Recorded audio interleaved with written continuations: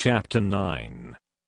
Then the Lord said unto Moses, Go in unto Pharaoh, and tell him, Thus saith the Lord God of the Hebrews, Let my people go, that they may serve me. For if thou refuse to let them go, and wilt hold them still, behold, the hand of the Lord is upon thy cattle which is in the field, upon the horses, upon the asses, upon the camels, upon the oxen, and upon the sheep there shall be a very grievous murrain. And the Lord shall sever between the cattle of Israel and the cattle of Egypt, and there shall nothing die of all that is the children's of Israel. And the Lord appointed a set time, saying, Tomorrow the Lord shall do this thing in the land. And the Lord did that thing on the morrow, and all the cattle of Egypt died, but of the cattle of the children of Israel died not one. And Pharaoh sent, and, behold, there was not one of the cattle of the Israelites dead. And the heart of Pharaoh was hardened, and he did not let the people go. And the Lord said unto Moses and unto Aaron, Take to you handfuls of ashes of the furnace, and let Moses sprinkle it toward the heaven in the sight of Pharaoh. And it shall become small dust in all the land of Egypt, and shall be a boil breaking forth with blains upon man, and upon beast, throughout all the land of Egypt. And they took ashes of the furnace, and stood before Pharaoh, and Moses sprinkled it up toward heaven, and it became a boil breaking forth with blains upon man, and upon beast. And the magicians could not stand before Moses, because of the boils, for the boil was upon the magicians, and upon all the Egyptians. And the Lord hardened the heart of Pharaoh, and he hearkened not unto them, as the Lord had spoken unto Moses.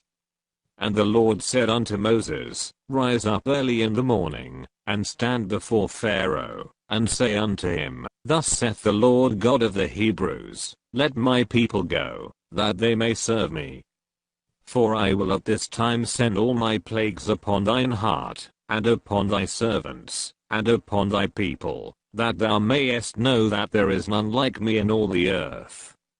For now I will stretch out my hand, that I may smite thee, and thy people with pestilence, and thou shalt be cut off from the earth. And in very deed for this cause have I raised thee up, for to show in thee my power, and that my name may be declared throughout all the earth. As yet exaltest thou thyself against my people, that thou wilt not let them go? Behold, tomorrow about this time I will cause it to rain a very grievous hail, such as hath not been in Egypt, since the foundation thereof even until now. Send therefore now, and gather thy cattle, and all that thou hast in the field, for upon every man and beast which shall be found in the field, and shall not be brought home, the hail shall come down upon them, and they shall die. He that feared the word of the Lord among the servants of Pharaoh made his servants and his cattle flee into the houses. And he that regarded not the word of the Lord left his servants and his cattle in the field. And the Lord said unto Moses, Stretch forth thine hand toward heaven, that there may be hail in all the land of Egypt, upon man, and upon beast, and upon every herb of the field, throughout the land of Egypt. And Moses stretched forth his rod toward heaven, and the Lord sent thunder and hail, and the fire ran along upon the ground. And the Lord rained hail upon the land of Egypt. So there was hail, and fire mingled with the hail, very grievous, such as there was none like it in all the land of Egypt, since it became a nation.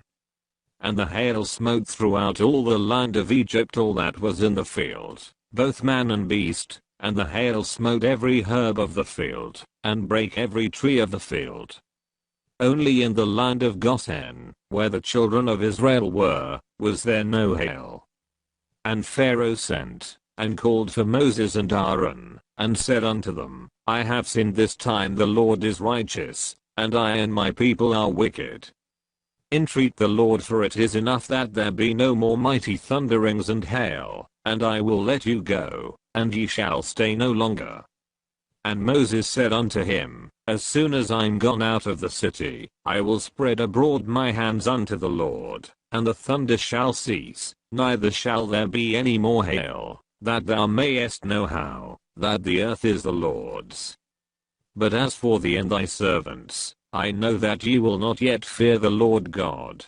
And the flax and the barley was smitten, for the barley was in the ear, and the flax was bold.